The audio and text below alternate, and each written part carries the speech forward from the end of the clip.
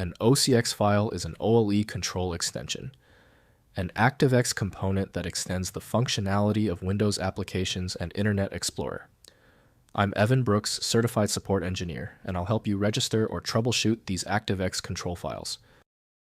Quick setup recommendation: download and install a reliable universal file opener. It's the simplest way to check if your OCX file is truly broken. I'll link the software below. OCX files are ActiveX control libraries containing reusable COM-based user interface components for Windows applications. They provide visual controls such as data grids, calendars, and media players that can be embedded in Visual Basic applications, web pages, and Office documents.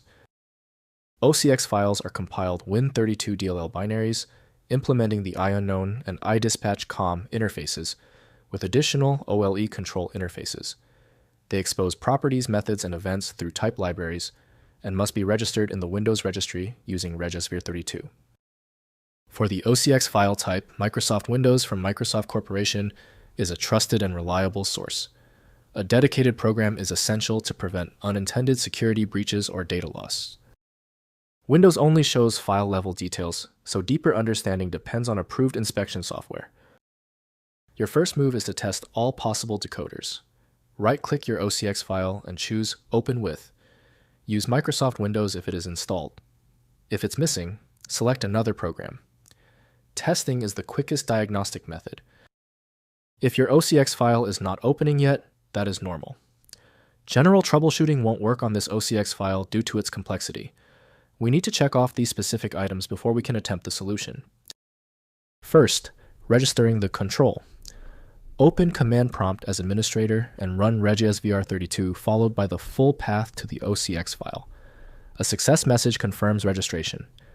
If registration fails, ensure the OCX file and all its dependencies are present in the system32 or syswow64 directory.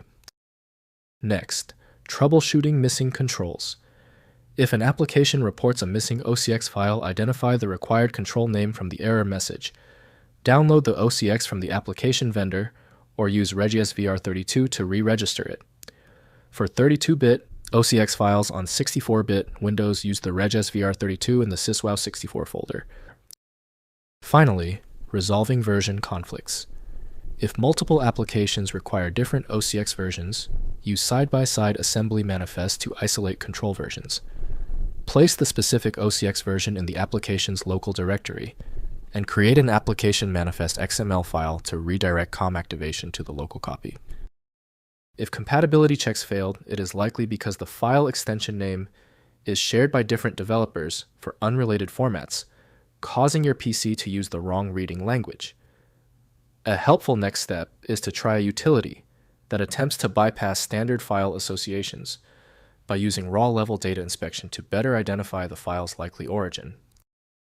The complexity of this file is clear now when the other solutions have failed. Your best chance for recovery lies with a superior program like FileMagick. Access it at filemagick.com. I appreciate you sticking around for the full guide. A quick like and subscribe helps me produce more content like this.